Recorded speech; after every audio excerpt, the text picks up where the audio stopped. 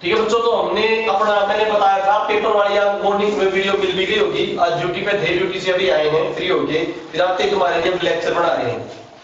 आज फिजिक्स का पोर्शन कराऊंगा, केमिस्ट्री का कल करा दिया था 2 वीडियोस में। 5 पेपर कल तक तैयार हो जाएंगे। एक पेपर मैंने दे दिया था, सभी बच्चों ने पेपर जो भी लगाए वो 1.5 घंटा बैठ के लगाए। मैंने जानबूझ के अभी तक आंसर नहीं दिए हैं। पेपर का सॉल्यूशन कल होगा, कल पेपर का सॉल्यूशन कराऊंगा मैं शाम को, कल शाम को पेपर का सॉल्यूशन होगा।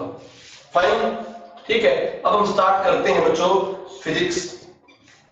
साउंड भाई फैक्ट लिखते जाना, पीडीएफ मिल जाएगी। पीडीएफ पिछली पीडीएफ मिल रही सबको साइंस की, ये भेज देना केमिस्ट्री वाली पीडीएफ। केमिस्ट्री वाली पीडीएफ आ चुकी है आपके पास। और जो बच्चों के पास नहीं भी आती है कोई वो ग्रुप में ऐड हो जाओ, ग्रुप में से पीडीएफ ले लेना। ग्रुप का नंबर है 827 827 7264 827 827 7264। इस ग्रुप में ऐड होकर अपनी पीडीएफ ले लेना भाई, ठीक है। डायरेक्ट इसे मैसेज करना, इस नंबर से ऐड होकर फिर अपनी पीडीएफ ले लेना 827 827 7264। अब सुनो तो साउंड, सीधी बात साउंड की बात करें तो साउंड की ऐसा यूनिट क्या होता है? देखो साउंड एक ध्वनि है बच्चों, ध्वनि है। ध्वनि को किसमें मापोगे? डेसिबल में। किसमें मापोगे? डेसिबल में। जूल किसकी मात्रा है? जूल मात्रा है आपकी एनर्जी की। जूल किसकी मात्रा है? एनर्जी की। यहां पे मैंने साथ में जूल और लिख रखा है, वो जूल एनर्जी मात्रा, एनर्जी की मात्रा ऊर्जा की, साउंड की नहीं है। साउंड की क्या है तो डेसिबल। बस नहीं है, यहां पे नोट्स में लिख रखा है, इसको बाद में फोटो भेजे सर आपने, नोट्स में लिख रखा है बता दी। वो ऐसा यूनिट साथ में पढ़ाते हुए उस बच्चे को उसकी कॉपी में लिख दिया था, उसने पूछा था कि जूल किसकी है? जूल किसकी है? ऊर्जा की। साउंड की क्या है? डेसिबल। ठीक है बच्चों, अब सुनने की संवेदना जो होती है उसे क्या बोलते हैं? साउंड। अब साउंड में क्वेश्चन क्या आता है? वायु में साउंड की ध्वनि की कितनी मात्रा है? वायु में चलती है 332 मीटर पर सेकंड। वायु में 332 मीटर पर सेकंड, ठीक है। सबसे ज्यादा लोहे में होगी, सबसे ज्यादा सॉलिड में होगी, और सॉलिड में किसमें? लोहे में अगर काउंट करें तो बच्चों 6500 मीटर पर सेकंड। पानी में ध्वनि बात करें तो पानी में 1550 मीटर पर सेकंड। तो सबसे कम किसमें होगी? हवा में। ध्वनि की चाल, ध्वनि की चाल, ठीक है। क्लियर बच्चों? इसके बाद मैं बात करता हूं, सबसे अधिक चाल कठोर वस्तु में होगी, सबसे कम चाल जो कठोर वस्तु होगी हार्ड होगी उसमें ज्यादा चाल होगी, जो सॉफ्ट होगी उसमें कम चाल होगी। ठीक है, साफ नहीं है इसके लिए थोड़ा डल सा आ जाए वो तो वो कोई दिक्कत नहीं। ओके ओके आ जाएगा बोर्ड ये देख लो बच्चों, ओके ठीक है। डल सी नहीं बोलो इस बोर्ड पे वहां का अच्छा होना तो इसका लाइट का रिमूव करके। ध्वनि इसको मापते हैं ऑडियोमीटर में। साउंड को किसमें मापते हैं? ऑडियोमीटर में मापते हैं। डेसिबल इसकी वो है। ध्वनि की जो स्पीड है वो टेंपरेचर के डायरेक्टली प्रोपोर्शनल है भाई। टेंपरेचर बढ़ाते हो तो बच्चों 1 डिग्री सेल्सियस राइट से इसकी स्पीड 0.6 मीटर पर सेकंड बढ़ती है। 1 डिग्री सेल्सियस का टेंपरेचर बढ़ाएगा तो इसकी स्पीड 0.61 मीटर पर सेकंड के हिसाब से बढ़ती है। तो यहाँ पर मैं बात करूं बच्चों लगभग 819 डिग्री सेल्सियस पर, 819 डिग्री सेल्सियस पर ध्वनि की स्पीड दुगनी हो जाती है। ये डायरेक्ट फैक्ट आते हैं। डिग्री सेल्सियस कितना बढ़ता है? 0.61 मीटर पर सेकंड, लगभग 819 पर कितना तो दुगनी हो जाती है। डायरेक्ट के डायरेक्ट ये क्वेश्चन आते हैं, बहुत इंपॉर्टेंट। वैक्यूम में ध्वनि नहीं चलती, वैक्यूम में साउंड नहीं चलती भाई। साउंड वैक्यूम में ट्रेवल नहीं करती, ठीक है। तो इट मीन साउंड वैक्यूम में ट्रेवल नहीं करती, तो साउंड को चलने के लिए मीडियम चाहिए, एक माध्यम चाहिए। मीडियम चाहिए, क्या चाहिए? एक माध्यम चाहिए। जिसको भी मीडियम चाहिए, माध्यम चाहिए होता है बच्चों, ठीक है। चलने के लिए माध्यम चाहिए तो उसे बोलते हैं अनुदैर्घ्य तरंगे। अनुदैर्घ्य तरंगे, अनुदैर्घ्य तरंगे का मतलब बच्चों लॉन्गिट्यूडिनल वेव, लॉन्गिट्यूडिनल वेव, इस तरह से लॉन्गिट्यूडिनल वेव। इनको चलने के लिए क्या चाहिए? माध्यम चाहिए। इसमें आती है आपकी साउंड। क्या आती है बच्चों? साउंड। ध्वनि तरंगे। अगर मैं बात करूं दूसरी होती है ट्रांसवर्स, ट्रांसवर्स, ट्रांसवर्स तरंगे, transverse wave, transverse wave, transverse तरंगे को बोलते हैं अनुप्रस्थ, हिंदी बोलते हैं अनुप्रस्थ। इनको चलने के लिए माध्यम की जरूरत नहीं होती, मीडियम की जरूरत नहीं होती। जैसे लाइट, लाइट कहीं पर भी पहुंच जाएगी, जरूर नहीं हो सॉलिड चाहिए, लिक्विड चाहिए, कुछ नहीं चाहिए, सब चीजों में पहुंच जाएगी लाइट, लाइट की कोई दिक्कत नहीं। बात समझ आती है बच्चों? तो साउंड किस प्रकार की तरंग है? लॉन्गिट्यूडिनल। क्या चाहिए उसे चलने के लिए? माध्यम चाहिए। और भाई लाइट को कोई माध्यम नहीं चाहिए, लाइट की ट्रांसवर्स। इस प्रकार होती है बच्चों ट्रांसवर्स, ध्यान से देखो। ट्रांसवर्स किस प्रकार की होती है उससे रिगार्डिंग क्वेश्चंस, जैसे ये जो वेव होगी जो मैंने कल पढ़ाई थी, इस प्रकार की वेव, ये किस प्रकार की वेव होगी, ट्रांसवर्स। कौन सी होगी, कल पढ़ाया था बच्चों। ये ट्रांसवर्स वेव की पूरी एक साइकिल होती है, इसे बोलते हैं ओसिलेशन। क्या बोलते हैं, oscillation, wave oscillation, wave oscillation, दोलन। तो इस कंप्लीट वेव साइकिल को क्या बोलेंगे, ओसिलेशन। क्या बोलेंगे, ऑसिलेशन। इसको क्या बताया था, इसका नाम क्रस्ट, इसका क्या नाम बताया था, ट्रफ। इसको क्या बोलते हो, एम्पलीट्यूड। क्या बोलते हो बच्चों, एम्पलीट्यूड। बताया था एम्पलीट्यूड। Yes sir. पूरा क्रस्ट और पूरा ट्रफ मिलके क्या बनाता है, वेवलेंथ। क्या बनाता है, बताया था। तो इस पूरे को वेवलेंथ बोलो, या दो क्रस्ट के बीच के डिफरेंस को वेवलेंथ बोलो। तो ये आधा क्रस्ट हो गया, पूरा ट्रफ आधा क्रस्ट, वेवलेंथ। या इस पूरे को क्या बोलो, एक वेवलेंथ। तो एक वेव साइकिल से क्या बनेगी, एक वेवलेंथ। एक सेकंड में कितनी नंबर ऑफ वेव है, एक सेकंड में कितना नंबर ऑफ, उसे क्या बोला था मैंने, फ्रीक्वेंसी। क्या बोला था, फ्रीक्वेंसी का मैंने क्या बताया था, साइन हर्ट्ज। क्या था बच्चों, ठीक है।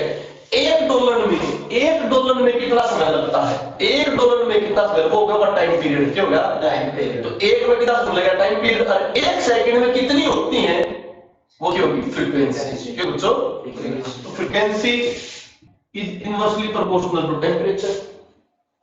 ठीक है, frequency is equal to 1/T, 1/T। कहिए बच्चों, तो यहाँ पर क्वेश्चन क्या आता है, फ्रीक्वेंसी को हर्ट्ज में मापते हैं। क्वेश्चन देखो कैसे आता है, किसी तरंग का समय 25 सेकंड है, तो उसकी आवृत्ति बताइए, उसकी फ्रीक्वेंसी बताइए। एक तरंग का समय, एक वेव का समय 25 सेकंड है, कितना बच्चों, 25 सेकंड। तो उसका आवृत्ति बताइए, उसका आवर्तकाल बताइए, मतलब उसकी टाइम, उसका आवृत्ति बताइए, आवृत्ति मतलब उसकी फ्रीक्वेंसी बताइए। फ्रीक्वेंसी बताइए ना, एक सेकंड में कितना। तो मैंने बोला frequency is equal to 1/T, 1/T। क्या दे रखा है, टाइम दे दिया। तो 1/25 कितना आ गया बच्चों, 0.04 हर्ट्ज आ गया, नहीं आ गया, सिंपल सा न्यूमेरिकल। उल्टा दे दे, उल्टा ये दे दे कि 50 हर्ट्ज में, 50 हर्ट्ज में कि एक तरंग की आवृत्ति 50 हर्ट्ज है, उसके एक दोलन में कितना समय लगेगा, एक दोलन में। तो फ्रीक्वेंसी इक्वल टू 1/T थी, तो टी भी क्या हो जाएगी, 1/फ्रीक्वेंसी। अब की बार क्या बोल रहा है, 50 हर्ट्ज, कितना, 50 हर्ट्ज। तो बच्चों उसका कितना टाइम लगेगा, 1/2, 0.2 सेकंड, 0.2 सेकंड। बात समझ आ गई, नहीं आई, सिंपल सा न्यूमेरिकल। तो डाउट भाई सर इस क्वेश्चन में। अगली बात करें, अब मैंने एक चीज और बताई तुम्हें, फ्रीक्वेंसी और इसमें एक रिलेशन और बताया था, C equal to mu into lambda, बताया था ना कल। C equal to mu into lambda, मतलब म्यू क्या बताई मैंने, फ्रीक्वेंसी, आवृत्ति, लैम्डा क्या बताया था, वेवलेंथ। तो ये C क्या बताएगी, लाइट की स्पीड कितनी, 3 × 10⁸ मीटर पर सेकंड। तो तुम्हें फ्रीक्वेंसी दे रखी हो, क्या दे रखी हो, लैम्डा निकाल लो, कितनी निकाल लो, लैम्डा वेवलेंथ रखी हो, तो फ्रीक्वेंसी दे दे, क्योंकि तुम्हें C का पता है, C क्या है, लाइट की स्पीड 3 × 10⁸ मीटर पर सेकंड। क्लियर है बच्चों। अब आ जाओ,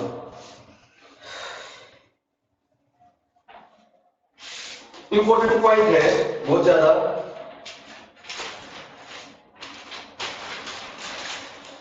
क्वेश्चन निकालो, क्या मैं बोल रहा हूं, देखो इसको मैंने क्या बताया था, एम्पलीट्यूड। हिंदी में एम्पलीट्यूड को बोलते हैं आयाम। क्या बोलते हैं, आयाम। ठीक है, ये एम्पलीट्यूड बच्चों। और मैं इसका साइन क्या बताया था, काई, बताया था साइन क्या बताया था, काई, एम्पलीट्यूड। तो किसी क्रस्ट की मैक्सिमम हाइट, किसी क्रस्ट की मैक्सिमम हाइट, या किसी ट्रफ की मैक्सिमम डेप्थ, क्रस्ट की हाइट होगी और ट्रफ की क्या होगी, डेप्थ होगी, गहराई होगी, होगी नहीं होगी, उसको किससे रिप्रेजेंट करोगे, एम्पलीट्यूड से। चलिए बच्चों, वेवलेंथ मैंने बता दी, C बता दिया, फ्रीक्वेंसी इनटू लैम्डा। एक पॉइंट इंपॉर्टेंट सुनो बच्चों, पिच, हिंदी में कहते हैं तारतम्य, is directly proportional to frequency, आवृत्ति। पिच होती है ध्वनि का सुरीलापन, ध्वनि का सुरीलापन। लेडीज जो है उनकी आवाज क्या होती है? सुरीली और पैनी होती है। स्पीड से बोलती है, मंदी बोलती है? स्पीड से बोलती है ना, तो उनकी फ्रीक्वेंसी क्या होती है? ज्यादा। तो इसीलिए उनकी पिच क्या होती है? आदमी की आवाज कैसे होती है? बड़ी भारी। तो सुनो, बड़ी भारी होगी तो उसकी फ्रीक्वेंसी ज्यादा होगी या उसका लैम्डा ज्यादा होगा? उसका रियलिटी में एम्पलीट्यूड ज्यादा होता है, एम्पलीट्यूड आयाम ज्यादा होता है। तो भारीपन जो आवाज में आता है, आवाज में जो प्रबलता आती है, लाउडनेस आती है, वो किस वजह से आती है? एम्पलीट्यूड की वजह से। एम्पलीट्यूड की वजह से क्या होती है? लाउडनेस। जितना ज्यादा एम्पलीट्यूड उतनी ज्यादा आवाज लाउड, जितनी ज्यादा फ्रीक्वेंसी उतनी ज्यादा सुरीलापन। क्लियर? करते हो क्वेश्चन सोल्व, इनसे रिगार्डिंग कभी भी क्वेश्चन आओगा। तो फ्रीक्वेंसी अगर ज्यादा होती है, बहुत ज्यादा फ्रीक्वेंसी हो जाए तब भी हानिकारक होती है। जैसे मैंने तुम्हें बताया था, जितनी ज्यादा फ्रीक्वेंसी होगी, फ्रीक्वेंसी अगर ज्यादा होगी तो वेवलेंथ क्या होगी? कम होगी। होगी नहीं होगी? और मैंने बताया था E = h म्यू। h को क्या बताया था? Planck's constant. कौन सा कांस्टेंट? फोटोइलेक्ट्रिक इफेक्ट में बताया था ना, Planck constant. Planck constant photoelectric effect में, और इस प्लैंक कांस्टेंट का वो बताया था 6.62 10⁻³ जूल इनटू सेकंड। बताया था ये जूल सेकंड, जूल पर सेकंड नहीं, joule into second, joule dot second, joule के गुणा में सेकंड आओगी। ठीक है, काट के देख लो चाहे यार। देखो E = h म्यू। E का हो गया जूल और म्यू का क्या होता है? 1/t। 1/t होता है ना, पढ़ा है ना, फ्रीक्वेंसी = 1/t। तो h 1/t, t का मतलब 1/t को लिख दिया सेकंड, t की जगह सेकंड लिख दिया, तो h क्या आ गया? Joule into second. Joule into second, ये भी एक बार क्वेश्चन में आया था। तो h की वैल्यू क्या आ गई? 6.62 10⁻³ जूल सेकंड। और प्लैंक्स क्वांटम थ्योरी क्या बताया उसने कि ये पैकेट्स की तरह चलते हैं। किस तरह चलते हैं? पैकेट्स की तरह। पास में आ गई नहीं आ गई? अब मैं म्यू की बात कर रहा था, जितनी ज्यादा म्यू उतनी ज्यादा फ्रीक्वेंसी, उतनी ज्यादा एनर्जी हो जाएगी। ज्यादा होगी तो ये भी ज्यादा हो जाएगी एनर्जी। तो इसके ऊपर हमने बहुत इंपॉर्टेंट पॉइंट है। सबसे ज्यादा जो फ्रीक्वेंसी आई होती है वो होती है कॉस्मिक रेंज की। किसकी बच्चों? कॉस्मिक रेंज के बाद क्या लेंगे तुम्हारी? गामा। क्या लेंगे? गामा। फिर बीटा, फिर अल्फा, फिर कौन सी? फिर एक्स रेज। कौन सी रेज बच्चों? X rays. फिर अल्ट्रावायलेट। कौन सी? अल्ट्रा। फिर उसके बाद आ जाएगा विबग्योर, विब लाइट रेज। कौन सी रेज? लाइट। लाइट में सबसे ज्यादा किसकी होती है? वायलेट की। तो ज्यादा सबसे कम किसकी? रेड की। बात समझ आ गई? नहीं आ गई? रिसेप्शन मारे विबग्योर। विबग्योर के बाद बच्चों फिर आएगी इंफ्रारेड। कौन सी बच्चों? जो ग्लोबल वार्मिंग होती है किसकी वजह से होती है? इंफ्रारेड की वजह से। क्योंकि इंफ्रारेड के बाद तुम्हारी आती आ जाएगी रेडियो वेव्स। कौन सी वेव्स? Radio waves. तो जिसकी ज्यादा फ्रीक्वेंसी ज्यादा किसकी? कॉस्मिक रेज की, गामा रेज की, बीटा रेज की, अल्फा रेज की, एक्स रेज की, अल्ट्रावायलेट के शरीर के लिए हानिकारक है। शरीर के लिए क्या नहीं? हानिकारक। क्या एक्स रे के सामने 50 मिनट तक रह जाओगे? तो बीटा रेज, गामा रेज उससे भी खतरनाक, कॉस्मिक रेज उससे भी खतरनाक। तो क्योंकि इनकी फ्रीक्वेंसी क्या होती है? ज्यादा। फ्रीक्वेंसी ज्यादा होगी, वेवलेंथ क्या होगी? कम। ठीक है, और जिनकी वेवलेंथ ज्यादा होगी वे हीटिंग इफेक्ट देते हैं। क्या देते हैं? Heating effect. देखो विबग्योर लाइट रेज से ज्यादा इंफ्रारेड की है। इंफ्रारेड जो होगी अपने एनवायरनमेंट में ज्यादा आ जाएगी तो ग्लोबल वार्मिंग करेगी। लाइट पड़ने के बाद हमारी जो ये बादल है, जो ग्रीन हाउस गैसेज, उन्होंने लाइट क्या कर ली? ट्रैप कर ली। तो उनकी वेवलेंथ क्या करेगी? बढ़ जाएगी। क्या करेगी? बढ़ जाएगी। उनकी पावर कम हो जाएगी। सिंपल बात है, फ्रीक्वेंसी कम हो जाएगी, पावर कम हो गई, बढ़ जाएगी, वेवलेंथ बढ़ जाएगी। तो वो क्या हो जाएगी? एनवायरनमेंट में ट्रैप हो जाएंगे। क्या कर देंगे? एनवायरनमेंट को गर्म। अब रेडियो वेव देख लो, काफी देर तक तुम कान में अगर रेडियो सुनोगे तो गर्म हो जाएगा, नहीं हो जाएगा? क्योंकि क्या प्रोड्यूस करेगी? Heating effect. पर तो खतरनाक कौन सी ज्यादा? क्यों? इनकी ज्यादा फ्रीक्वेंसी है और कम क्या है वेवलेंथ। बात समझ आ गई नहीं आई बच्चों? कोई डाउट हुआ इसमें? अब 3 प्रकार की कोड रेंज है, ये सुनने की रेंज बात बता रहा हूं। 20 हर्ट्ज से कम, 20 हर्ट्ज से, देखो आदमी की जनरल सुनने की कैपेसिटी कितनी है बच्चों? 20 से लेकर 20,000, 20 से लेकर 20 से कम हम नहीं सुन सकते और 20,000 से ज्यादा हम नहीं सुन सकते। तो इसी कैटेगरी पर इनका नाम दिया गया है। 20 से 20,000 को कहा है ऑडिबल। क्या कहा बच्चों? ऑडिबल, श्रव्य, सुनने के बाद। 20 से कम को कहा है अश्रव्य। अश्रव्य मतलब जो सुनी नहीं जाए बच्चों, इसको बोलते हैं इंफ्रासोनिक। कौन सी? इंफ्रासोनिक। देखो ध्यान रखना है बात को। इंफ्रा लाइट की बात करें, किसकी बात करें? इंफ्रारेड। Infrared, infrared light. तो लाइट तो क्या हो आगा है, और ये अल्ट्रा क्या हो है, अच्छा हो है। परंतु इसमें क्या उल्टा है? इसमें क्या है? उल्टा। इंफ्रा क्या होगी? 20 से कम, और 20,000 से कम क्या आएगी? Ultra, ultrasonic. ठीक है बच्चों, ये मेन इंपॉर्टेंट 20 से 20,000। अब पेपर में आते हैं भाई, किस किसने सुने हैं? सब मतलब मोरबर के कान है। किस पर के कान है? मोरबर के कान। क्यों? मतलब मोरबर के कान के बाउंड कति कम ने भी सुन लेगा और कति तेज ने भी सुन लेगा। तो मोर जो है 10 हर्ट्ज से लेकर, कितने हर्ट्ज से लेकर? 10 हर्ट्ज से लेकर 1 लाख तक सुन लेता है। चमगादड़ भी भाई कम से लेकर ज्यादा तक सुन लेता है। कुत्ता भी भाई 15 हर्ट्ज से लेकर 50 हर्ट्ज तक सुन लेता है। हाथी छोटी नहीं सुनता, हाथी 100 हर्ट्ज से ऊपर सुनता है, 1 लाख तक।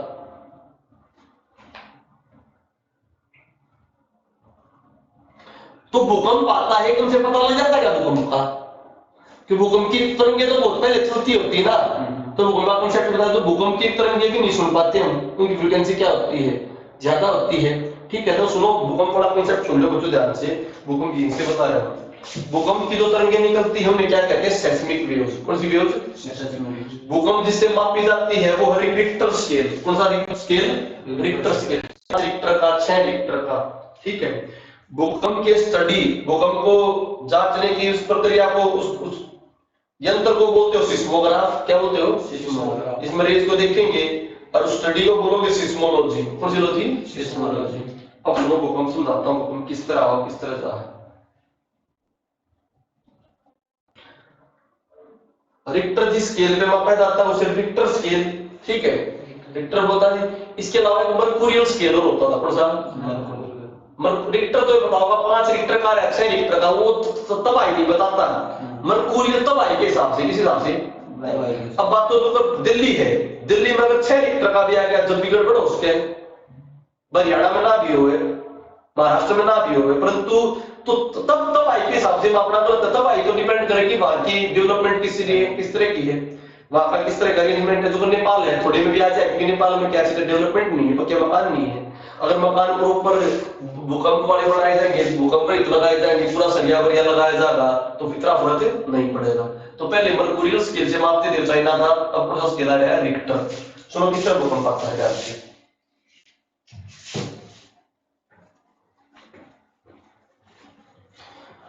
ऊपर पट्टी है, पृथ्वी की परतें हैं। पृथ्वी की परतें जब आपस में टकराती हैं, क्या टकराती हैं? आपस में टकराती हैं इस तरफ से, तो क्या आता है? भूकंप आता है।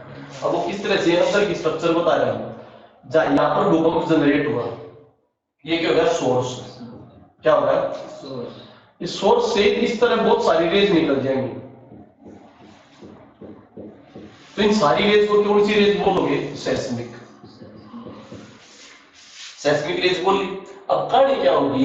सबसे पहले कहा होगी बताओ, सबसे पहले जो इसके 90 डिग्री पर होगा उस पाओगी नहीं होगी। तो इस पॉइंट से यहां पर आएगा नहीं आएगा। तो सोर्स और केंद्र तो इसको बोले, परंतु जहां पर इसका इंपैक्ट पड़ता है, जहां पर इसका इंपैक्ट पड़ता है उसे बोले एपिसेंटर। क्या बोले बच्चों? एपिसेंटर। तो भूकंप यहां पर महसूस होगा ना ज्यादा।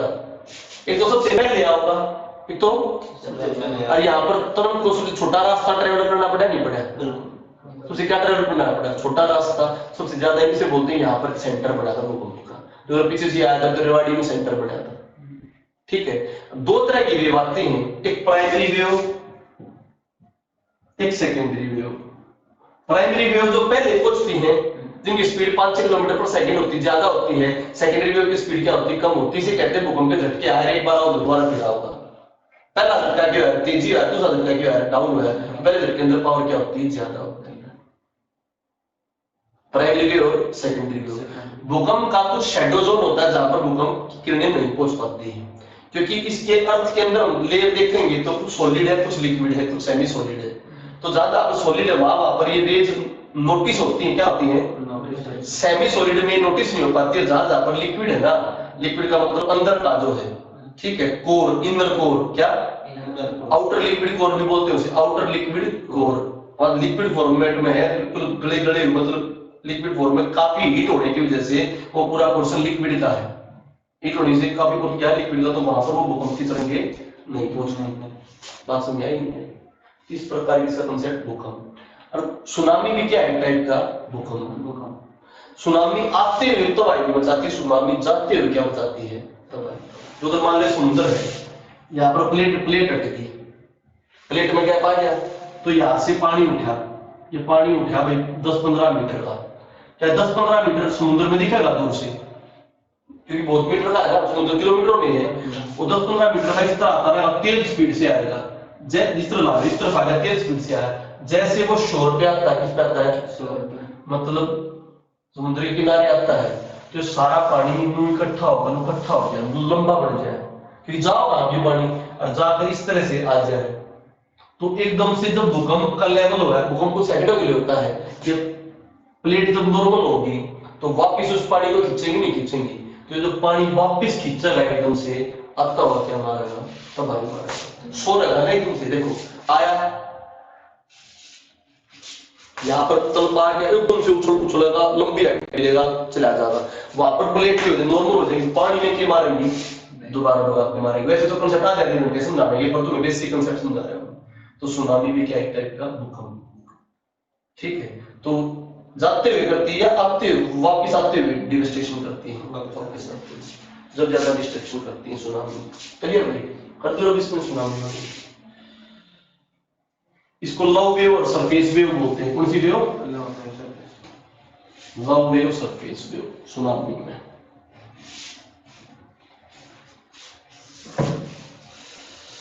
ठीक है, एक प्रतिध्वनि, इको साउंड, जो जैसे हमारा कमरा छोटा स्टूडियो, इसमें भी इको साउंड होती है। इको साउंड कैसे मेजर करें, दिमाग से समझिए आराम। देखो, किसी भी प्रतिध्वनि को सुनने के लिए 1/10 सेकंड का समय चाहिए। कितने का, 1/10 सेकंड चाहिए किसी भी प्रतिध्वनि को सुनने का समय। बस समझ आ गई नहीं आ गई? अब मुझे बताओ, साउंड की ध्वनि की स्पीड कितनी है, साउंड की स्पीड है 332 मीटर पर सेकंड। बात समझ आई? इतने किसी को डाउट हो बताओ, ठीक है। इको साउंड जो होगा वो केवल इतना डिस्टेंस ट्रेवल करेगा, टकरा के वापस आओगी, वो है इको, मतलब गई और टकरा के आई वापस। तो टोटल डिस्टेंस d हो गया, 2d हो गया, कितना डिस्टेंस, 2d हो गया। तो 2d जो is equal to 2d total distance. Speed कितनी हुई साउंड की, 332 मीटर पर सेकंड। और टाइम कितना, speed into distance, speed into time,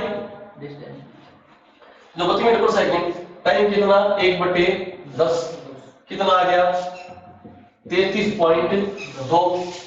और ये 1 डी ट्रेवल किया, टोटल डी ट्रेवल किया, टोटल कमरे में हो जाओ, तो यहाँ टकरा के वापस आई ना 2d, तो d का दोगे तो क्या है, 33.2/2, कितना आ गया बताओ, 16.7 सूत्र आ गया, नहीं आ गया, 16.67, 16.6 मीटर पर सेकंड, अप्रोक्सीमेटली बोल देते हैं 17 मीटर।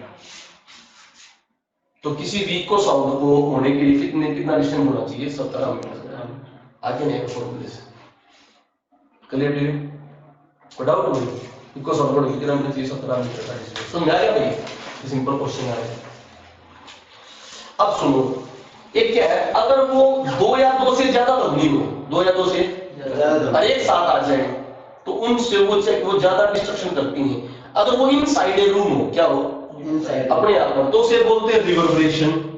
क्या बोलते हैं, तो दो या दो से ज्यादा ध्वनि इनसाइड ए रूम हो, इनसाइड ए रूम का मतलब इनसाइड ए क्लोज सरफेस हो, इनसाइड ए क्लोज सिस्टम हो, तो बोलेंगे रिवर्बरेशन।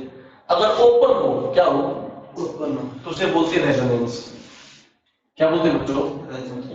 दो से अधिक ध्वनियों का उन्हें हिंदी में बोलते हैं अनुनाद। क्या बोलते हैं हिंदी में? अनुनाद, रेजोनेंस। तो इसने भी अनुनाद बोलते हैं, पर ये किसमें हो गया? बंद, इनसाइड ए रूम, वो क्या हो गया? ओपन। अब इसके कुछ क्वेश्चन आते हैं। सिनेमा घर की छत है, उसमें बताओ दो ध्वनियां, दो तीन ध्वनियां एक साथ आ जाएंगी, आ जाएंगे ना? आदमी बोल भी रहा है, गाने की ट्यून भी चल रही है, तो कुछ ना कुछ उसमें इफेक्ट हो सकता है ना। इसलिए सिनेमा घर की छत बिल्कुल प्लेन होती है, वक्र रूप में होती है, कर्व से, ताकि अनुनाद से बचा जा सके। किसे बचा जा सके? ठीक है बच्चों, पुल पार करा हाँ, तो जो फौजी हुए बिल्कुल डिसिप्लिन हुए, कट कट कट पूरे पूरे पैर एक साथ मारेंगे तो दाना तो एक साथ नहीं आ जाएंगे। तो उन्हें कहते हैं भाई पुल पार करते हुए पैदल मार्च मत करियो, आराम आराम से पार करियो, क्योंकि एक बार पुल पार करते हैं ना, पुल भी टूट गया था। प्लेन जहाज जा रहा है, उसमें भी तेज स्पीड हो जाती है, 2-3 साउंड इकट्ठी हो जाए, स्पीड की भी हवा की भी, उस समय कांच जो है तड़क जाता है, तो किसी वजह से रेजोनेंस। बात समझ आई? तेज बांधी हुई आ जाए, जब भी कांच तक तड़क जाए, इसी वजह से रेजोनेंस। क्लियर हुई बच्चों? आ गया? अनुनाद का क्या क्या क्या काम करते हैं? ग्रामोफोन जो सुनने के लिए आता है, ग्रामोफोन, स्टेथोस्कोप, डॉक्टर जो स्टेथोस्कोप लगाओ वो, हीरिंग एड जो कान के लगाए जाते हैं ना, कान उसके गूंगे पर सुनने के लिए, तो हीरिंग एड, स्टेथोस्कोप और ग्रामोफोन किस पे काम करते हैं? अनुनाद पे, रेजोनेंस पे। क्लियर हो गई? आगे चलो, सारी पीडीएफ मिल जाएंगे, टेंशन मत लीजिए। अगला पॉइंट करते हैं सुपरसोनिक वेव्स। अब तो हमने ये पढ़ी थी इंफ्रासोनिक, 20 से कम, 20 से 20,000 ऑडिबल और 20,000 से ऊपर अल्ट्रासोनिक। अब बोल रहा सुपरसोनिक, जब किसी वस्तु की चाल इतनी ज्यादा अधिक हो जाए, ध्वनि की चाल से भी अधिक हो, किस चाल से? ध्वनि की चाल से भी अधिक हो जाए, तो उस वस्तु की स्पीड को हम क्या बोलते हैं? स्पीड से जो तरंगे निकलते हैं उसे क्या बोलते हैं? सुपरसोनिक। क्या बोलते हैं? सुपरसोनिक। जैसे बच्चों जेट प्लेन, क्या जेट प्लेन स्पीड 300 मीटर पर 300 प्रति मीटर पर सेकंड, उसमें तेज चल रहा, तो उनने किस वे में मापा? उनको मापने के लिए मैक बना देता, मैक नंबर कितना? 1 Mach number, 2 Mach number, 3 Mach number. ठीक है, तो मैक नंबर को, एक मैक नंबर को मान लेंगे जो स्पीड ऑफ साउंड की है, किस स्पीड है 332 मीटर पर सेकंड, उससे ऊपर वाली 2 मैक, 3 मैक, इस तरह मापते हैं। ठीक है, समुद्री जहाज की जो चाल मापेंगे वो नॉटिकल मील में, किसमें? नॉटिकल मील। ठीक है, क्योंकि समुद्री जहाज में मील नॉटिकल मील होता है। अपनी जनरल मील 1.6 की होती है, समुद्री नॉटिकल मील 1.852 की होती है, 1.852, और अपनी नॉर्मल चली मील 1.6 1600 मीटर। 20,000 से ऊपर वाले तरंगों को हम सुन नहीं सकते। ठीक है बच्चों, चमगादड़ फैक्ट्रियों में सोनार पता है? सोनार का मतलब साउंड नेविगेशन एंड रेंजिंग। तुम्हें पता लगाना है भाई कोई सब पर्वत कहां पर है, या कोई पृथ्वी के जो समुद्र के पानी के अंदर कोई चीज कहां पर पड़ी है, तो इको मेथड यूज करें। किसका? साउंड नेविगेशन का। वो क्या करेंगे? वो तरंगे भेजेंगी और टकरा कर वापस आऊंगी, टोटल डिस्टेंस में क्या कर लेंगे? काउंट कर लेंगे, इसे पता लग जाएगा कि वो चीज कहां पर है। स्पीड हमें पता है, हमने तरंगे भेजी, हमें तरंगों की स्पीड पता है, कितना टाइम लगा वो पता लग गया, तो उसमें आने जाने में क्या लगेगा? Total distance. तो वहां से अंदाजा लग जाएगा ना भाई कितने डिस्टेंस हो समान पर, इसमें नीचे कितने डिस्टेंस पर तो समुद्र के नीचे पहाड़ है भाई, पर्वत ना टकरा जाए, अंदर भी पर्वत होते हैं। ठीक है, उनसे टकराना जाए, आपको समान कहां पर पड़े हैं। साउंड नेविगेशन सिस्टम, पनडुब्बी वगैरह इसी प्रिंसिपल पर काम करा है। पनडुब्बी समुद्र का रह जाने के लिए, तुम पनडुब्बी लड़ाओ में देखिए ना, आई थी नेवी के ऊपर बेस थी, नाम भूल गया उसका क्या था, गाजी अटैक में भी तो सारा सिस्टम था, इसी वजह से साउंड नेविगेशन हुआ। अब आज बल और उसके नियम, बल तथा उसके नियम का आज मतलब वो पूरी फिजिक्स कराऊंगा, वो तुम्हारा लाइट वेट वाला सिस्टम छोड़ दूंगा। वैसे तो फिजिक्स कितनी है, और जो मोस्टली फोल्डर्स में मैंने लिख रखी है वो पढ़ाई करा दूंगा। उसके बाद तो न्यूमेरिकल्स के क्वेश्चन के थ्रू होते रहेंगे। अवस्था, किसी स्टेट में कौन सा मैटर कैसे पड़ा है उसकी अवस्था है। कोई चुपचाप बैठा है रेस्ट में, रेस्ट की उसकी क्या अवस्था है। कोई घूम रहा है तो उसकी मोशन में, मोशन उसकी क्या अवस्था है। ठीक है, तो रेस्ट और मोशन अपनी स्थिति पर्यावरण के हिसाब से ना बदले, वो रेस्ट है। ठीक है बच्चों। और कोई वस्तु लगातार अपनी स्थिति बदले, जैसे चलता हुआ आदमी, तो उसके हर बार उसका अलग अलग रेफरेंस नहीं होगा। ये चला ही बार फोटोन का शोरूम है, अगली बार चला हमारी गाड़ी खड़ी है, तो उसके रेफरेंस उसकी हर बार अवस्था की होगी चेंज। सो रहा है पर्यावरण के हिसाब से के बच्चों रेस्टोरेंट। गति के प्रकार की बात आती है बच्चों, रेखीय गति, लीनियर मोशन। जब कोई सीधी रेखा में चले, क्यों चले तो क्या होगी लीनियर मोशन। और कोई घूम का चल रहा है तो गोलाकार चल रहा है तो सर्कुलर मोशन। गोलाकार में भी कैसे पता लगा वो किस डायरेक्शन में चल रहा है, तो गोलाकार में स्फीयर में जहां भी चला होगा वो उस पॉइंट को पता कर सकते हैं, उस पॉइंट को पता कितनी डायरेक्शन में। मान चलते चलते 5 मिनट पीछे देखा, 5 मिनट में देखा वो यहाँ पर है, तो जहां से उसकी टेंजेंट खींचेगी, स्पर्श रेखा खींचेगी, क्या खींचेगी वो उस टाइम पर उसकी क्या होगी डायरेक्शन। बस समझ आई नहीं, वर्ताकार में जो चल रहा होगा।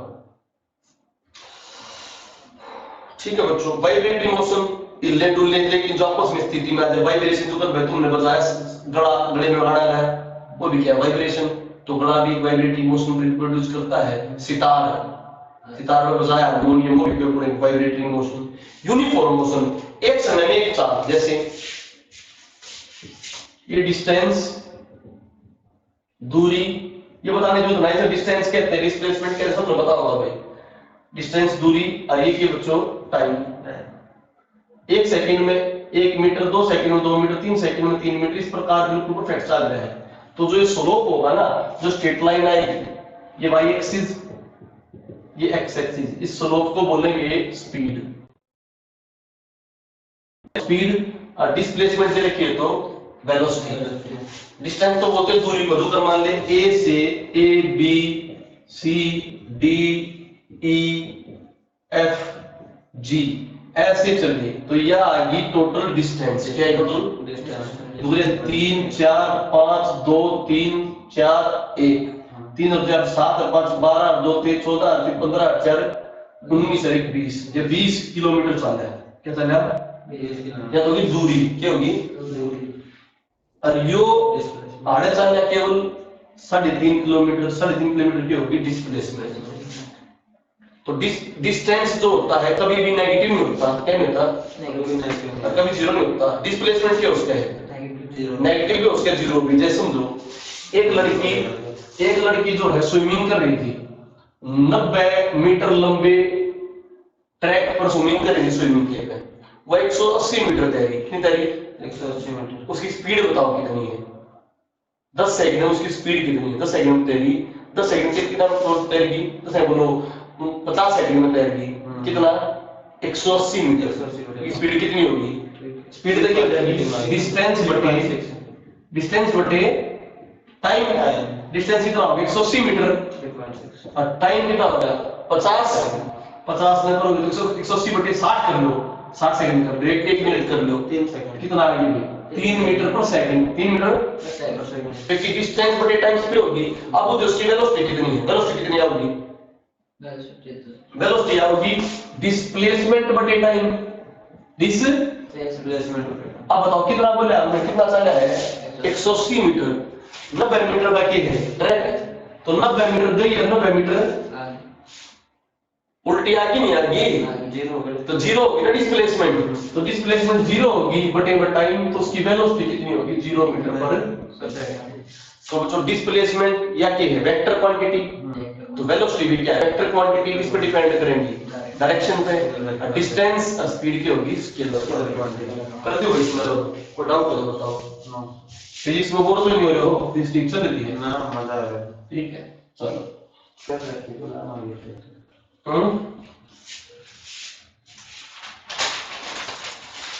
नॉन यूनिफॉर्म मोशन भाई, पहले 5 मिनट में 50 किलोमीटर चल पड़े, तो पहले 5 मिनट में 50 मीटर चल पड़े, अगले 5 मिनट में 40 मीटर चल पड़े, अगले में उस तरह चल पड़े, अलग। तो नॉन यूनिफॉर्म मोशन में आज प्रोजेक्टाइल मोशन, इस पे क्वेश्चन आता है, आया भी है, बहुत बढ़िया क्वेश्चन। इस तरह से होती है बच्चों, या होगी इसकी मैक्सिमम हाइट। क्या बच्चों? Maximum height. और यहां तक ये आया, ये होगी मैक्सिमम रेंज। क्या होगी? Maximum range. ठीक है बच्चों, रेंज कितना दूर जा सकती है। मैक्सिमम क्या होगी बच्चों? हाइट। स्टार्टिंग वेलोसिटी u है, तो ये हो गया u cos थीटा। जब भी है ना x एक्सिस होगा वो cos थीटा होता है, और जो बच्चों y एक्सिस होता है वो u sin theta. Direct question करते हैं, किस तरह क्वेश्चन आते हैं। हाइट जो होती है इसका फॉर्मूला होता है हाइट का 2 स्क्वायर sin स्क्वायर थीटा बटे 2g बटे 2g g क्या पर है एक्सेलरेशन ड्यू टू ग्रेविटी। तो बताओ सबसे ज्यादा हाइट का इसमें मैक्सिमम होगी जिसकी वैल्यू का sin मैक्सिमम होगा, sin किस में मैक्सिमम होगा 90 डिग्री पे। तो थीटा थीटा की वैल्यू जब 90 होगी 90 डिग्री होगी तो हाइट की होगी maximum u square sin square theta by 2g। Clear है बच्चों? तो इसमें टेक के देख लो, sin की वैल्यू 90 टेक होगी, क्या टेक हो sin की वैल्यू, तो क्या आ जाएगा बच्चों sin की 90 कर दोगे इसकी वैल्यू 1 आएगी, sin 1 का स्क्वायर भी क्या होगा 1, तो क्या वैल्यू आ जाएगी u स्क्वायर बाय 2g। आ जाएगा। अब बात करो रेंज की, किसकी बच्चों, रेंज का क्या फॉर्मूला होता है, रेंज का फॉर्मूला होता है u square sin 2 theta bye g। इसमें तो क्या था sin स्क्वायर थीटा, इसमें क्या sin 2 थीटा। तो बताओ रेंज कब ज्यादा होगी तो थीटा की वैल्यू कितनी होगी 45 की 45 करोगे तो 2 थीटा करने से कितना हो जाएगा 90।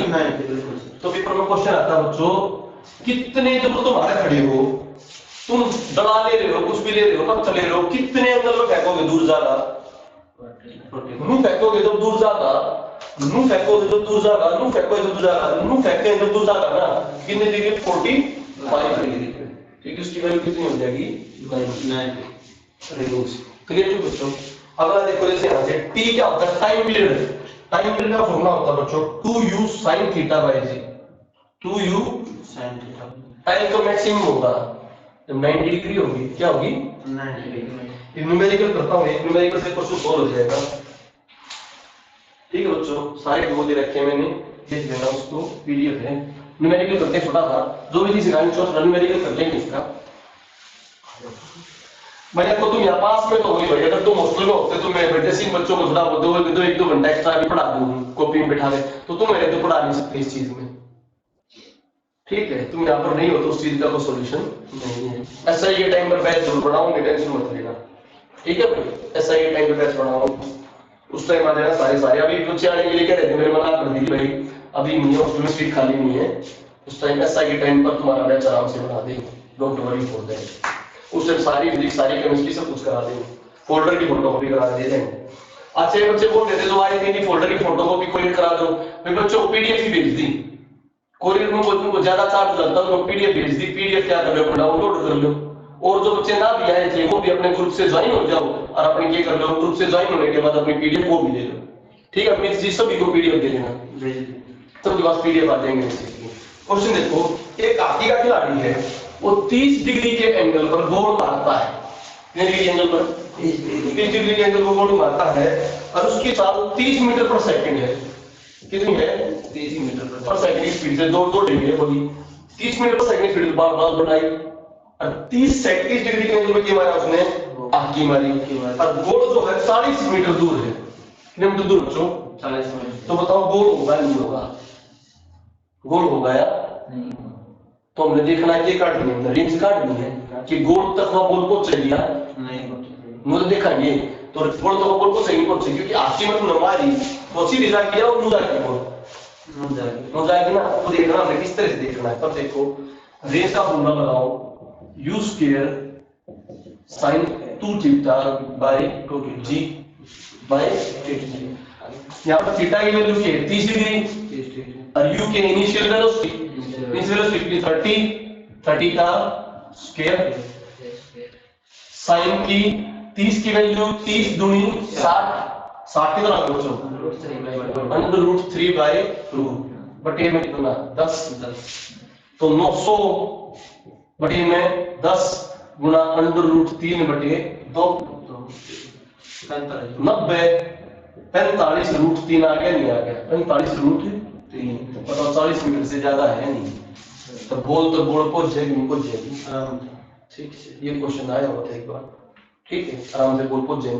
अब तुम यूं बोल है कि एक पत्थर फेंका ऊपर की तरफ वो पहुंच जाएगा नहीं पहुंच जाएगा, किसका फॉर्मूला लगा दोगे हाइट का क्या लगा दोगे u square sin square theta by 2 क्यों अटक जाएगा नहीं अटक जाएगा, अगर वहां पहुंच गया तो अटक जाएगा ना तो क्या जाएगा कर दो भाई इसमें। मैटर की तीन अवस्था होती है, सॉलिड, लिक्विड। वो सबको पता है सॉलिड के पार्टिकल डेंस होते हैं, ज्यादा डेंसिटी होती है। लिक्विड उससे कम डेंस होती है, हवा बिल्कुल भी डेंस नहीं होती। सॉलिड के अंदर एंट्रोपी की बात करें, degree of randomness, degree of कितना दूर फैल रहा है, सबसे ज्यादा एंट्रोपी गैस में होती है, किसमें होती है, measure of degree of randomness. उसके बाद लिक्विड, उसके बाद किसमें, सॉलिड में। इसके अलावा दो अवस्था और होती है मैटर की, एक प्लाज्मा और एक ओस पार्टिकल, गोल्ड पार्टिकल जिसे बोलते हो, बोसोन पार्टिकल।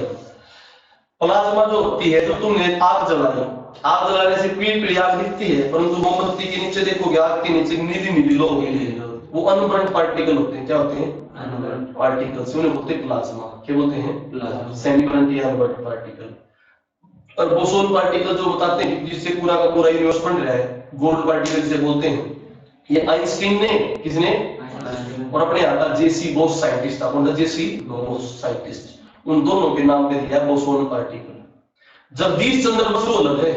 जगदीश चंद्र बसु जो था ना बच्चों, एक जेसी बोस बसु, वो अलग था। जेसी बसु, उसने क्या कराया था, वनस्पति का शास्त्र था बसु साहब, और बोस साहब किसके हैं, गोल्ड पार्टिकल के, केमिस्ट्री के। ठीक है, आगे आगे दूरी होगी, डिस्टेंस हो गया बच्चों।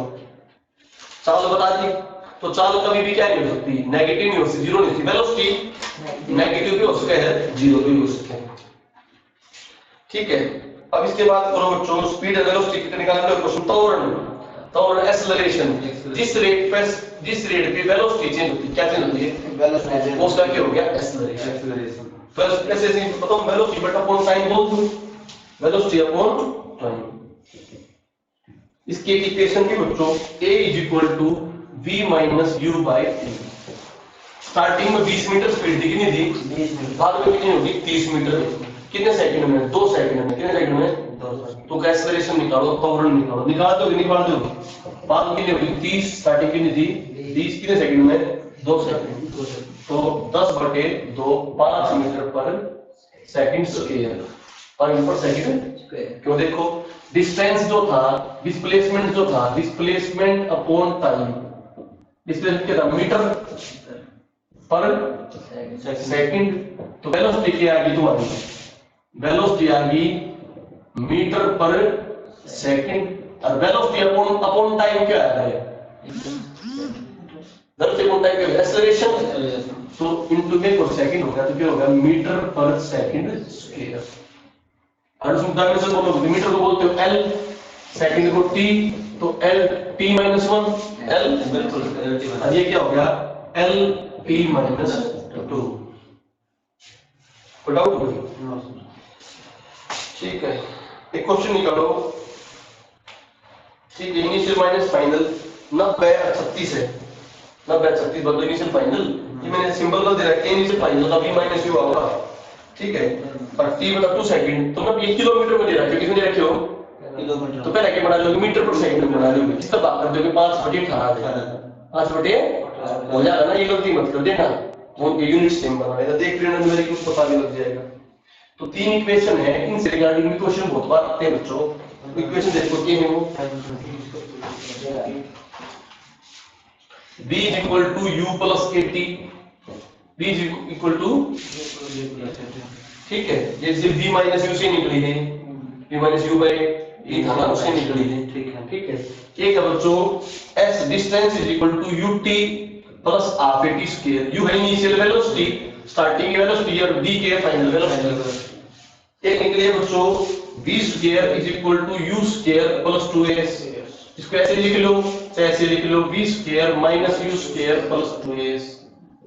तो बच्चों जब तुम्हें टाइम नहीं दे रखा हो, क्या नहीं दे रखा हो, टाइम, और डिस्टेंस काट दो, कौन सी यूनिट पढ़ा लोगे, ये वाली, ठीक है। अब तुम्हें टाइम दे रखा हो, फाइनल वेलोसिटी ना दे रखी हो, कितना दे रखी हो, और डिस्टेंस काट दो, के यूज कर लोगे, ये वाली। बस मैं नहीं है, इन पे न्यूमेरिकल बहुत बार आते हैं, पेपर में मैंने देखी था कि न्यूमेरिकल, जैसे करो एक न्यूमेरिकल अभी करो, 400 मीटर की दूरी 20 सेकंड में तय करती है, एक्सेलरेशन बताओ। क्या बोला मैंने, 400 मीटर की दूरी, कितने मीटर की दूरी, 400 मीटर की दूरी 20 सेकंड में,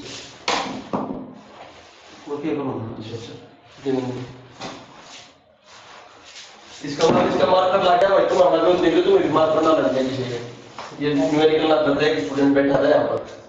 400 मीटर की दूरी 20 सेकंड में तय करती है। कितने सेकंड में? 20 सेकंड। तो के दिया बच्चों, s दे दिया और के दे दिया, t दे दिया। तो अब s और t दे दिया, तो एक्सेलरेशन बताओ।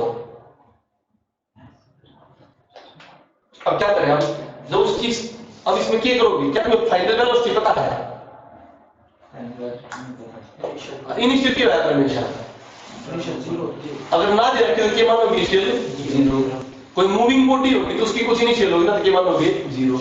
इसमें मेरी ये लगा ले रहा है, s कितना दे दिया 400, इनिशियल क्या होगी 0, 0 into t 0। हाफ एक्सेलरेशन निकालना है, t के दे रखा 20 सेकंड, तो 20 का स्केल करोगे क्या हो जाएगा? 400 कट गया, 400 कट जाएगा, एक कितना आ जाएगा? 2 मीटर पर सेकंड स्केल। बस नहीं, जब तक तुम्हारी इनिशियल वेलोसिटी नहीं देगा उसको 0 मान लोगे, और जे रखी है तो मूविंग बॉडी की कुछ इनिशियल वेलोसिटी होगी। सबसे पहले कर दिए, ठीक है। इनर्शिया देखो, किसी वस्तु का जो गुण होता है, जिस अवस्था में रहता है, उस वस्तु के गुण को उसका इनर्शिया बोलते हैं। कोई बॉडी मोशन में है, उसका क्या हो गया? इनर्शिया। जड़त्व क्या हो गया? गति का जड़त्व के इनर्शिया ऑफ मोशन। कोई रेस्ट में है तो inertia of rest, inertia of, तो जिस अवस्था में होती है उसकी क्या बोलते हैं? इनर्शिया। इसी से बच्चों यहाँ से रिलेटेड गति के 3 नियम आते हैं, मोशन के 3 नियम, इनको न्यूटन के नियम भी बोलते हैं। न्यूटन की गति के 3 नियम। पहला नियम क्या कहेगा, जो बॉडी जिस अवस्था में होगी एज इट इज रहेगी, उसी अवस्था में रहेगी। मोशन में तो मोशन में, रेस्ट में हो तो रेस्ट में, जब तक कोई बाहरी फोर्स ना लगता, एक्सटर्नल फोर्स अप्लाइड ऑन, ठीक है। इसके उदाहरण के ब्रेक लगने के बाद सवारी का ताकत चली जाती, क्योंकि उसके मोशन के हिसाब से गाड़ी की में एकदम गाड़ी का रेस्ट में आएगी पर शरीर रेस्ट में ना आए, ठीक है। झटका लगना, अचानक से रेस्ट के पीछे की तरफ भागना, रेलवे स्टेशन पे उतरती आना, या थोड़ी देर दौड़ना चाहिए, ये सारे किसके कंसेप्ट हैं? First law of motion, first law of गति का दूसरा नियम बच्चों, F is equal to M A. F is equal to M के हो गया मास, ए के हो गया एक्सेलरेशन। बल जो होता है मास इंटू एक्सेलरेशन के बराबर होता है, मास इंटू एक्सेलरेशन। तो बताओ यूनिट में काट दोगे, काट दोगे, मास की क्या मानोगे? m, और l की क्या काट रखी? l t माइनस 2 काट रखी, नहीं काट रखी, m l t माइनस 2 होगी ना। और इसको क्या बोलते हैं? फोर्स को। इसको बोलते, इसकी यूनिट क्या होगी बच्चों? फोर्स की होगी तुम्हारी, क्या था उसका नाम, माफ में उतर जाओ बच्चों, डाइन वो फोर्स की यूनिट दिमाग में क्या बता दी? फोर्स की डाइन होती है, एक तो यूनिट एक होती है, इसमें एक बात चलो कोई बात नहीं बता दी। तो force is equal to m into a, mass into acceleration. अब एक दो तो चीज बताइए बच्चों, सेकंड लॉ ऑफ मोशन में न्यूटन ही शायद फोर्स की, फोर्स की न्यूटन, हाथ जा रहा है। फोर्स की 1 न्यूटन में 10 की पावर 5 डाइन होते हैं। काफी दिनों बाद फिजिक्स पढ़ा रहे हैं ना बच्चों। 1 न्यूटन में 10 की पावर 5 डाइन होते हैं। तो न्यूटन की 2 होगी, फोर्स जो होगी Newton dyne, m into a। और ये rate of change of momentum के बेस पे होता है। तो a क्या बताया हमने? v, a जो हो गया v बाय t नहीं हो गया, वेलोसिटी अपॉन टाइम। और स्मॉल चेंज हो तो dv बाय dt। मोमेंटम जो होता है क्या? संवेग, वो होता है m into v, m into v। Rate of change of momentum क्या हो जाएगा? mv by t। किसी भी चीज का रेट ऑफ चेंज होगा तो क्या होगा? mv by t।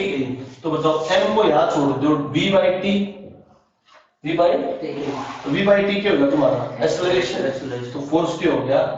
ma। तो rate of change of momentum भी बल के बराबर होता है। इस नियम से बहुत होते हैं। ये रियलिटी में जो गति का नियम है, मेन नियम यही है, ठीक है। खिलाड़ी कैच पकड़ते हुए हाथ पीछे की तरफ ले जाता है तो उसका टाइम पीरियड बढ़ाने के लिए, किसके बढ़ाने के लिए? Time period. उसे बोलते हैं इंपल्स। क्या बोलते हैं? Impulse. Force into time is equal to impulse. ये गति का सेकंड नियम बच्चों। बंदूक की गोली कांच का छेद पार करके चली जाती है, कराटेबाज करतब दिखाते हुए तोड़ता है, सारे क्या? फोर्स इनटू टाइम के कांसेप्ट, इंपल्स के सेकंड लॉ ऑफ मोशन के। संवेग बता दिया भाई। अब इस तरह क्वेश्चन आ जाएगा, एक आदमी का वजन 60 किलोग्राम है और वो 90 किलोमीटर पर सेकंड की स्पीड से दौड़ रहा है उसका संवेग क्या होगा, तो mass into V by T. संवेग निकाल दो मोमेंटम, ठीक है बच्चों। m इंटू वी क्या होता है, मोमेंटम। ये दोनों न्यूमेरिकल है, दोनों दिनों निकाल देना। गति का तीसरा नियम क्या कहता है, there is equal and opposite reaction. Action का इक्वल एंड अपोजिट क्या होगा, रिएक्शन। क्रिया का उल्टा क्या होगी, उसकी प्रतिक्रिया। तैरना, चलना, दौड़ना, तैरोगे इतना पानी का दो, उतना पानी पीछे न जाओगा, चलती आना उतना फोर्स लगेगा, पतंगबाजी, तीरंदाजी। अब एक क्वेश्चन हो जाता है, गति का वास्तविक नियम है सेकंड नियम। कौन सा नियम, सेकंड नियम, ठीक है बच्चों। और गति का फॉर्मूला भी सेकंड नियम से निकलता है, परंतु गति की डेफिनेशन, गति की तो मैं मोशन होगी तो मोशन में रहेगी, रेस्ट में होगी तो रेस्ट में, वो फर्स्ट से निकलती है। तो रियल लॉ भी सेकंड है, फॉर्मूला भी सेकंड से निकले हैं, परंतु मोशन क्या रहेगी तुम्हारी, जो डेफिनेशन जो होगी वो किससे निकलेगी, फर्स्ट। ठीक है बच्चों। Conservation law of momentum, momentum क्या होगा, mv, हमेशा mv रहेगा। तो मतलब किसी का मास बदल गया, क्या बदल गया, मास बदल गया। m1 से क्या हो गया, m2, तो वेलोसिटी भी ऑटोमेटिकली क्या कर देगी, बदल जाएगी। इसकी v1 होगी तो इसकी क्या हो जाएगी, v2। अब इसमें न्यूमेरिकल दे दे, कोई भी काट दे कि 10 किलोग्राम की गोली, कितनी गोली, 10 किलोग्राम की गोली 5 किलोग्राम की बंदूक से 400 मीटर सेकंड की स्पीड से निकलती है। किससे, 400 मीटर पर सेकंड। तो बंदूक की स्पीड, बंदूक का मास ज्यादा होगा तो स्पीड के पाओगी कम, गोली का मास ज्यादा होगा स्पीड के पाओगी ज्यादा। तो बताओ, दो मास दो स्पीड दे रखी है, 5 किलो इंटू 400 दे रखी है, बटे में ये कर दो 10 कर दो, निकल जाता है ना। m1 into m1 v1 is equal to m2 v2, मोशन का सीधा फॉर्मूला, ठीक है। निकाल दो इसमें 10 गुना 400 बटे m2 काट दियो, आ जाएगा ना आराम से, बिल्कुल ठीक है।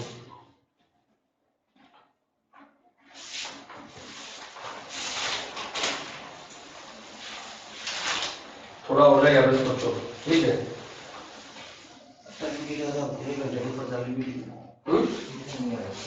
कितनी टाइम होगा बच्चों, कितने स्टार्ट हुई पता है, 9:35 8:35 में स्टार्ट।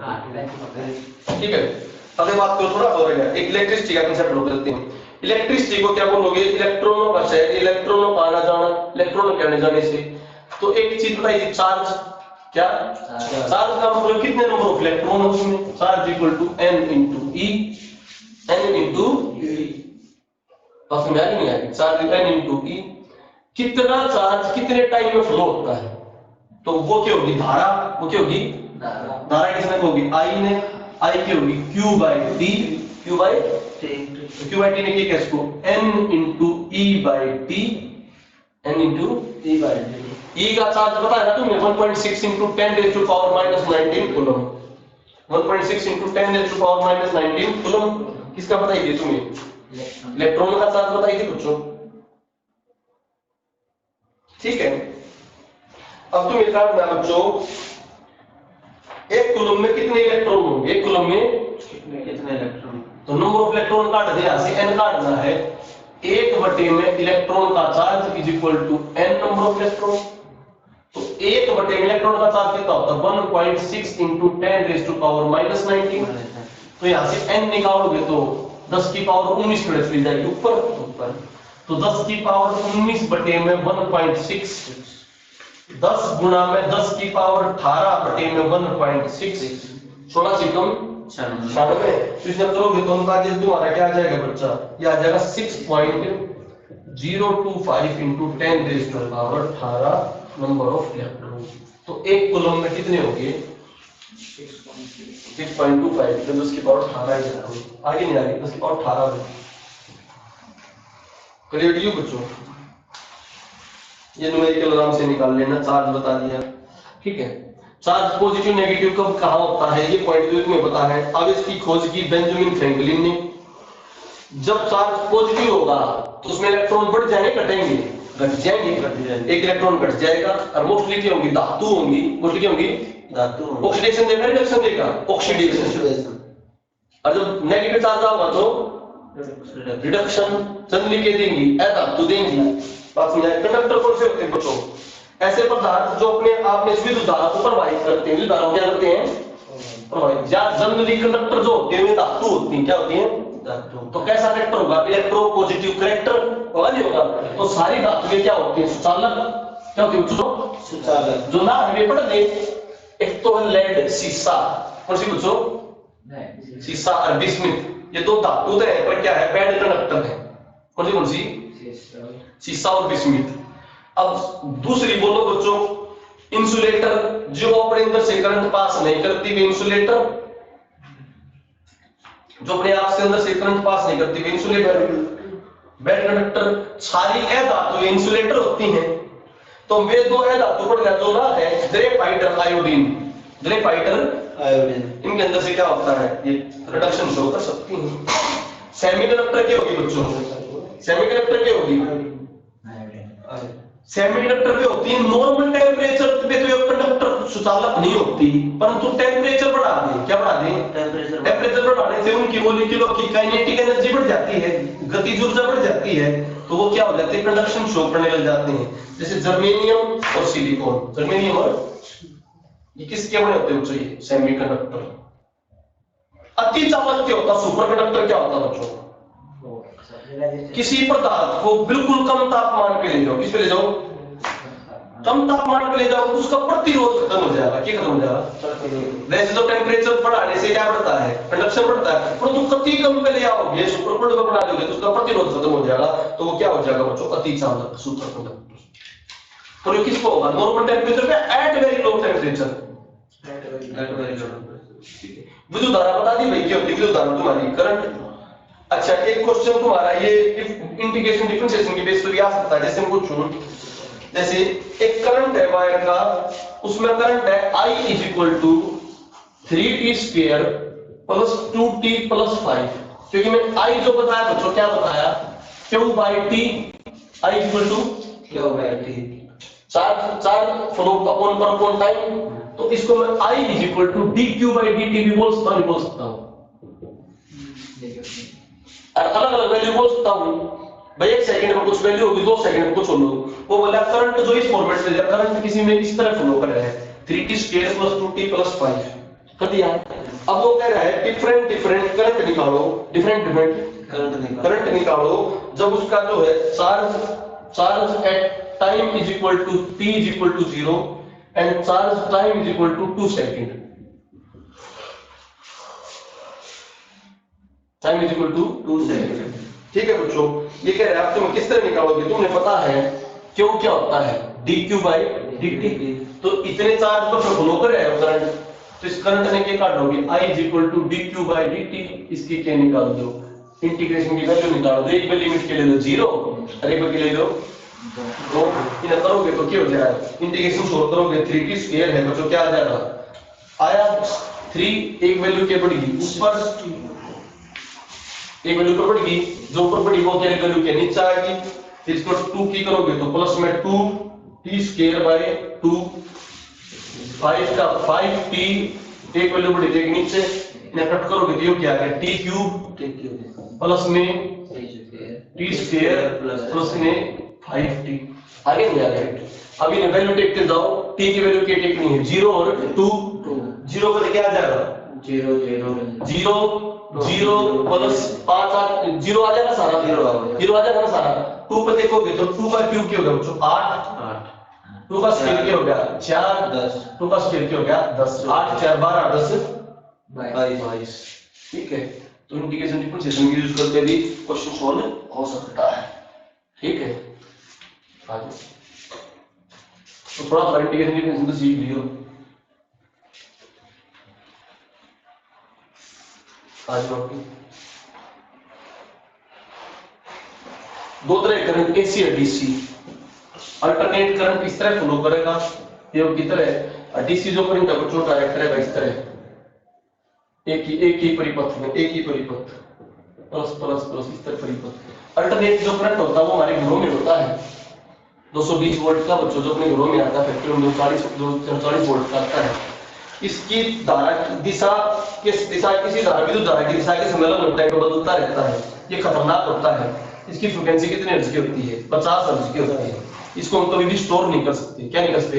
स्टोर नहीं कर सकते। दूसरी तरफ जो डीसी है, तुम्हारी बैटरी है, जो डायरेक्ट करंट की बैटरी होती है ना, तुम्हारे पास कुछ भी सेल होते हैं, उन्हें क्या कर सकता? स्टोर कर सकता। जिस धारा की दिशा के समय के साथ बदलते हैं, एक समान न बदले अर्थात एक समान रहे, कभी नहीं बदलेगा, क्योंकि करेगा बदलता रहेगा। ठीक है बच्चों, आवर्ती इसकी फ्रीक्वेंसी 0 हो सकती है। क्या होती है? 0 होती है। ये तो पकड़ लोगे तो करंट हमारा है ना, वो पकड़ लोगे तो कोई करंट नहीं माना, फ्रीक्वेंसी है। ठीक है बच्चों, एसी ने डीसी में कन्वर्ट करने के लिए, किसने? एसी ने डीसी में कन्वर्ट करने के लिए रेक्टिफायर। क्या बच्चों? रेक्टिफायर। और डीसी को एसी के लिए इन्वर्टर, डीसी को एसी के लिए इन्वर्टर। डायरेक्ट करंट ने क्या करेगा, बैटरी में स्टोरेज में करंट होया, उससे क्या बना होगा, तुम्हारा अल्टरनेटिंग करंट बनाया ना, तो चलेगा। स्टोर फॉर्मेट के करंट से क्या बनाया, तुम्हारा चालू वाला इन्वर्टर। ठीक है, और मैंने बताया एसी से डीसी को रेक्टिफायर। ठीक है, ग्राम में जितने कनेक्शन होते हैं किसमें लगाते हैं हम बच्चों? पैरेलल में है। ठीक है, ताकि बीच में उड़ना ना हो तो वो स्टार्टिंग का सिस्टम उड़ लेगा और बाद फ्यूज होने के बाद सारा सौदा बच जाएगा। क्योंकि पैरेलल में क्या होता है बच्चों, पैरेलल में जो आपकी वोल्टेज सेम होती है और करंट क्या होता है अलग अलग, ताकि बट बट के करंट जाएगा। जनरेटर जिस चीज में इतना चाहिए, फ्रिज में अलग चाहिए भाई, इस तुम्हारा मोटर पानी वाली मोटर में अलग चाहिए, तो करंट के जाता है बट बढ़ता जाएगा जिस हिसाब से स्पीड वोल्टेज चाहिए। ठीक चाहिए। और आप जो लड़ी वड़ी लगाओगे उसमें क्या होगा, उसमें क्या रहेगा, करंट सेम रहेगा और वोल्टेज क्या होगी अलग अलग, क्योंकि सारी लड़ी एक टाइम पर एक समान चश्मी है। तो समानता के हिसाब से देखो, समान घर में अलग अलग है, समान घर में अलग अलग तो क्या होगा, तो 12 अलग होगा वो सर। जो अगर समान अलग अलग है, समान घर में वोल्टेज सारे सौदे अलग अलग, तो करंट के चाहिए सेम या अलग अलग फिर समान नाम कहलाता है तुम्हारा, जिसमें करंट के हो अलग अलग और वोल्टेज के हो सेम, वो किसमें होती है? Parallel combination. किसमें? Parallel combination. ठीक है, और अपने घर का जो स्विच है, अपने घर का जो स्विच है वो किससे जुड़ा होगा, वो कनेक्शन स्टार्टिंग जुड़ा होगा सीरीज में। वो सीरीज में एक बार वो खत्म होया, फ्यूज जल गया, तो सारे घर का कनेक्शन क्या हो जाएगा? जीरो। घर में जो सप्लाई जाएगी वह किसमें होगी? पैरेलल। बस नहीं बिल्कुल। तो ये कि सीरीज में देखो, सीरीज में एक चीज में खत्म होया तो अगले के ऊपर कोई अगला क्या हो जाएगा? खत्म। तो फ्यूज लगा दिया सीरीज में, फ्यूज खत्म हो गया अपने आप में, ज्यादा करंट आया तो फ्यूज क्या हो गया? खत्म हो गया, अगली चीज की रही बच गई। परंतु जब तक लाइट ठीक आ रही है, तो लाइट ठीक आ रही तो हमने करंट सबको एक जगह देना, अलग अलग देना है। फ्रिज में अलग करंट चाहिए, मोटर में अलग करंट चाहिए, अगली तो समान पैरेलल में होते हैं। जो घर का फ्यूज लगता है किसमें? अच्छा, नेट रेजिस्टेंस का जो सीरीज में रेजिस्टेंस जुड़ते जाते हैं, R1 R2 R3 R4 R5 जुड़ते जाएंगे, ये हो गया R नेट। क्या हो गया? R net. अब पैरेलल में काटना तो क्या लिखेगा? R नेट ना लिखना, पहले लिखेगा 1/R net, 1/R1 1/R2 1/R3। ठीक है, तो निकलने के बाद जो वैल्यू होगी उसमें क्या कर देंगे? रिवर्स। वह किसकी वैल्यू होगी? R net. ठीक है बच्चों,